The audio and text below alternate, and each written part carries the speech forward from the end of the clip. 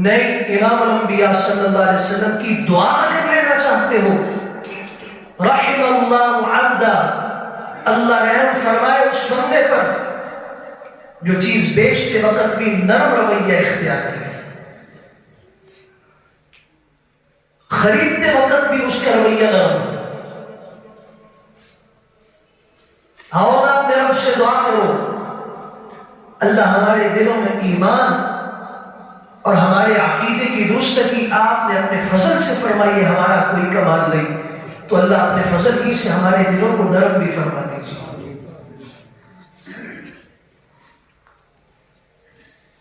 حضرت موسیٰ علیہ السلام اور حضرت ہارون دونوں بھائی ہیں، پیغمبر ہیں، فرعون کے پاس بھیجے جا رہے ہیں، کائنات کا سب سے سرکش ترین انسان ہے، اور اللہ کی طرف سے دونوں پیغمبروں سے کہا جا رہا ہے فَقُولَا لَهُ قَوْلًا لَيِّنًا، جاؤ اور فرعون سے جب بات کرو تو نرمی سے بات کرنا۔ عجیب الٹی گنگا بہہ پڑی کہ جہاں پہ شریعت نے مطالبہ کیا کہ تم نرم رکھو بات کو، وہاں پہ ہماری زبانیں سخت ہو گئی، اور جب عورتوں کو کہا گیا کہ جب تمہیں کسی سے بات کا جواب دینا پڑے تو تمہاری زبان میں سختی ہونی چاہیے، ان کی زبانیں نرم ہو گئی۔ فطرہ ہوگا نہیں ہوگا؟ انہیں تو قرآن نے کہا تھا اگر کوئی دروازے پہ دستک دے اور گھر میں کوئی مرد موجود نہ ہو اور مجبوراً تمہیں جواب دینا پڑے فلا تخضعن بالقول، تو بات میں نرمی اختیار نہیں کرنا، تمہارا لہجہ نرم ہوگا، ڈھیلا ہوگا، فیطمع الذی فی قلبہ مرض، جس کے دل میں بیماری اور مرض ہوگا اس کے دل میں طمع پیدا ہوگی۔ اپنی عزت کی اگر حفاظت کرنا چاہتے ہو تو تم اپنی زبان میں سختی رکھو۔ یہ حکم عورتوں کو تھا، عورتوں کو دیکھ لیجیے، انہوں نے پوری دنیا نے ایسا زبردست نقشہ بنایا اور ایسا عورتوں کو بدل کے رکھ دیا کہ جو غیر سے ان کو رویہ اختیار کرنا چاہیے وہ اپنے خاوند کے لیے ہے، اپنے بچوں کے لیے، اپنے سسر کے لیے، اپنی ساس کے لیے ہے، اور جن سے نرمی سے بات کرنے کا حکم تھا کہ ان سے نرم کرو، تو غیروں والا رویہ ان سے ہو گیا، اور غیروں کے لیے تھا کہ بات میں سختی ہو، ان کے لیے نرمی شروع کر دی۔ پھر ہم کہتے ہیں کہ اللہ ہمارے حال پہ رحم فرما۔ فَبِمَا رَحْمَةٍ مِّنَ اللَّهِ لِنتَ لَهُمْ، یہ اللہ کا فضل تھا کہ اللہ نے آپ کے دل کو نرم کر دیا، آپ کی زبان کو نرم کر دیا۔ وَلَوْ كُنْتَ فَظًّا غَلِيظَ الْقَلْبِ لَانفَضُّوا مِنْ حَوْلِكَ، اگر آپ کی زبان سخت ہوتی، آپ کا مزاج سخت ہوتا تو لوگ آپ کے پاس سے اٹھ کے چلے جاتے۔ تو اگر اللہ کے ہاں خوش نصیب بننا چاہتے ہو اور امام الانبیاء صلی اللہ علیہ وسلم کی رحمت کی دعاؤں میں حصہ لینا چاہتے ہو تو اپنی زبان کو، مردوں کو حکم ہے کہ نرم رکھو۔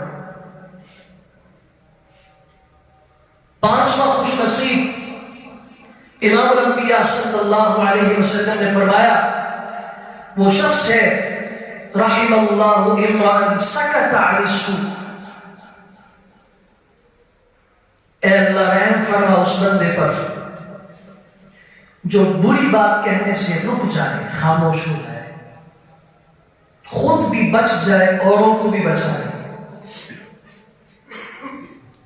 اگر بات کرنے کی ضرورت پیش آ جائے تو ایسی بات کرے جو خیر کی ہو، بھلائی کی ہو، ورنہ اگر شر کی اور برائی کی اور چنگائی لگانے والی بات ہو تو اپنی زبان کو تالا لگا دے۔ امام الانبیاء صلی اللہ علیہ وسلم نے فرمایا اللہ اس پہ رحم فرما۔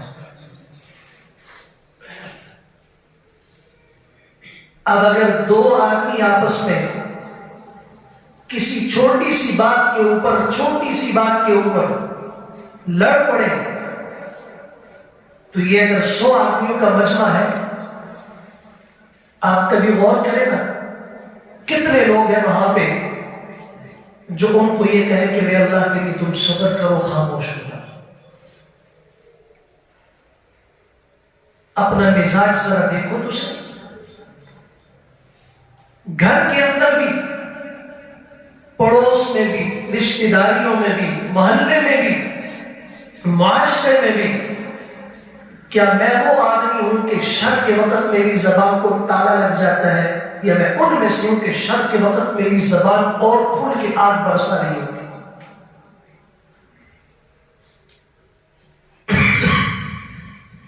پھر کہتے ہیں کہ جی ہم تو اینٹ کا جواب پتھر سے دیں گے، ہم تو ایسا کر دیں گے، ہم ویسا کر دیں گے۔ تو پھر جب تم امام الانبیاء صلی اللہ علیہ وسلم کے فرمائے ہوئے فرمان سے دور رہ کے زندگی گزارتے ہو تو تم تو زہر پی رہے ہو، زہر کا پیالہ منہ سے لگا کے اللہ سے تم شفا کی دعائیں کیسے کرتے ہو؟ لیس الشدید بالسرعہ انما الشدید الذی یملک نفسہ عند الغضب۔ پہلوان میری امت میں وہ نہیں جو کسی کو نیچے گرا دے، میری امت کا پہلوان وہ ہے جو غصے کے وقت اپنے نفس پہ قابو رکھے۔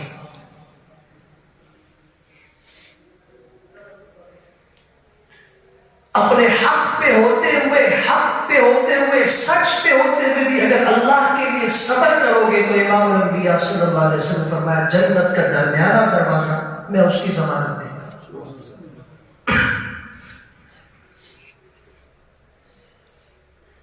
3 باتوں کی آپ نے قسم کھائی، میں محمد صلی اللہ علیہ وسلم قسم کھاتا ہوں اس بات کی کہ کسی پر ظلم ہوا اور اس نے اللہ کے لیے صبر اختیار کیا، شر سے اپنے آپ کو بھی بچایا، اوروں کو بھی بچایا، بس اللہ کے لیے صبر کر لیا، تو میں اس بات کی عزت، اللہ کی عزت کی قسم کھا کے کہتا ہوں کہ اللہ تعالیٰ اس کی عزت میں کبھی کمی نہیں آنے دیں گے، اللہ اس کو اور بھی عزتیں اور ترقیاں اور بلندیاں نصیب فرمائے گا۔ یہ تو حضور صلی اللہ علیہ وسلم کا فرمان ہے، لیکن میرا معاشرہ کیا کہتا ہے؟ اس نے مجھے گالی دی میں چپ کر جاؤں، یہ مجھے بے غیرت سمجھے گا، مجھے کہے گا کہ تم۔ اب حضور صلی اللہ علیہ وسلم کیا فرما رہے ہیں اور ہمارا معاشرہ کیا کر رہا ہے؟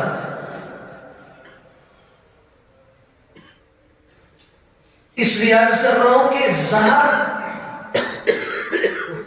اس زہر کو منہ سے لگا کر شفا کی امید نہیں کی جا سکتی۔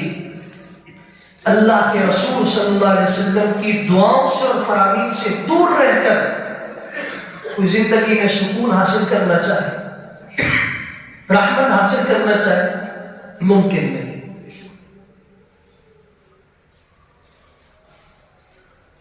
اگلا خوش نصیب سیدنا ابو ہریرہ رضی اللہ تعالیٰ عنہ کی روایت ہے، امام الانبیاء صلی اللہ علیہ وسلم نے فرمایا رحم اللہ امرأ کانت لأخیہ مظلمۃ عندہ۔ اللہ رحم فرمایا اس شخص پر جس پر کسی نے ظلم کیا، یا جس نے کسی پہ ظلم کیا۔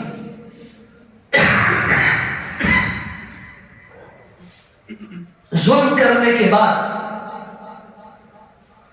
خواہ اس کی مال کے متعلق، اس کی عزت کے متعلق، اس کی جان کے متعلق زیادتی کرنے کے بعد اس کے پاس آ گیا، فاستحلہ، اسے کہتا ہے مجھے معاف کر دو، میں نے تمہارا حق ضائع کیا، میں نے تمہیں فلاں موقع پہ گالی دی، میں نے فلاں موقع پہ تمہارے ساتھ زیادتی کی، میں نے تمہارا مال، تمہاری عزت خراب کی۔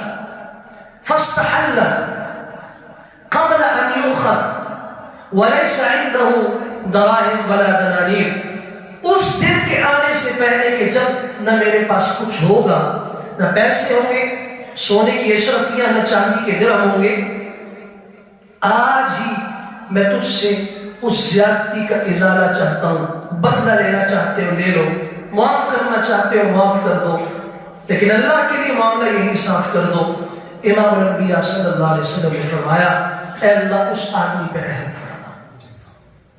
اب کون ہے یہاں بیٹھا ہوا ایسا آدمی جس نے زندگی میں کبھی کسی پہ ظلم نہ کیا، کبھی کسی کی غیبت نہ کی، کبھی کسی کے ساتھ زیادتی نہ کی؟ ہے کوئی؟ پھر ایسا بھی کوئی ہے؟ کہہ رہے ہیں ہم سب کہ ہم نے ایسا کیا، زیادتیاں ہم سے ہوئی، کیا ہم نے زندگی میں اس بات کی کوشش کی کہ ہم اس کے پاس چلے جائیں اور اس سے کہ اپنا معاملہ اللہ کی عدالت میں نہ لے جاؤ، آج ہی فیصلہ کرو؟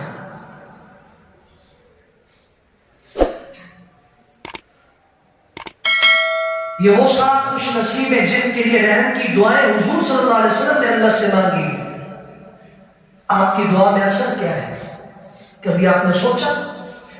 خادم حضرت انس بن مالک رضی اللہ تعالیٰ حضور نے ان کے لیے دعا فرمائی، اللہم اکثر مالہ وولدہ وبارک لہ فیما اعطیتہ، اللہ اس انس کے مال میں، اس کی اولاد میں برکتیں عطا فرما، کثرت عطا فرما، جو رزق تو نے دیا، جو اولاد دی، جو کچھ دیا، اللہ اس کی برکتیں اسے نصیب فرما۔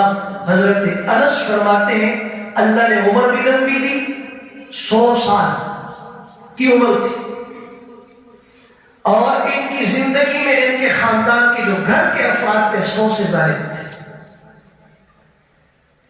اور اللہ نے ایسے زبردست برکت دی ہر چیز کے اندر کہ ان کا جو درخت ہوتے تھے ان کے باغ کے وہ سال میں 2 دفعہ پھل دیتے تھے۔ حضرت عبداللہ ابن عباس کے لیے دعا فرمائی، اللہم علمہ الکتاب وفقہہ فی الدین، اللہ اس بچے کو قرآن کی سمجھ بھی عطا فرما، دین کا علم اور دین کی فقاہت بھی نصیب فرما۔ اللہ نے ایسا سینہ کھولا، 13 سال کی عمر میں صحابہ کرام کے مفتی تھے، 13 سال کی عمر ہے۔ امیر المومنین حضرت عمر بن خطاب رضی اللہ عنہ جب کوئی فیصلہ فرماتے، آخری رائے حضرت عبداللہ ابن عباس رضی اللہ عنہ سے لیتے۔ یہ بچہ معمولی نہیں ہے۔ کسی نے اعتراض کیا، امیر المومنین کے بارے صحابہ موجود ہیں، بڑے حضرات موجود ہیں، ان کی موجودگی میں اس بچے کی رائے کو آپ اتنی فضیلت دیتے ہیں؟ فرمایا اس کو جو برکت کی دعا حضور اکرم صلی اللہ علیہ وسلم کی زبان مبارک سے ملی ہے اس کو تو دیکھو۔ پھر اگر آپ نے دیکھنا ہے تو حضرت ابو ہریرہ سے پوچھو، شکایت کی اللہ کے رسول صلی اللہ علیہ وسلم حافظہ کمزور ہے، آپ کی بات سن لیتا ہوں یاد بھی رہتی۔ حضور صلی اللہ علیہ وسلم نے دست مبارک کو سینے پہ رکھ کے علم کی برکت کی دعا دی۔ اس دعا کا اثر یہ تھا کہ مسجد نبوی میں صحابہ کرام کے زمانے میں امیر المؤمنین فی الحدیث ابو ہریرہ رضی اللہ عنہ بن گئے۔ صرف 3 سال کا عرصہ حضور کی خدمت گزارے۔ کتنا؟ 3 سال۔ 7 ہجری میں مسلمان ہوئے اور 10 ہجری میں امام الانبیاء صلی اللہ علیہ وسلم کا وصال ہوا۔ 3 سال کا عرصہ گزرا، 5374 حدیثیں امت تک، جو سب سے زیادہ حدیثیں کسی صحابی سے پہنچی ہیں ابو ہریرہ رضی اللہ تعالی۔ یہ حضور کی دعا کا اثر بتا رہا ہے۔ پھر آپ نے دعا فرمائی حضرت عبد الرحمن بن عوف رضی اللہ تعالیٰ عنہ کے لیے۔ حضرت کی شادی ہوئی۔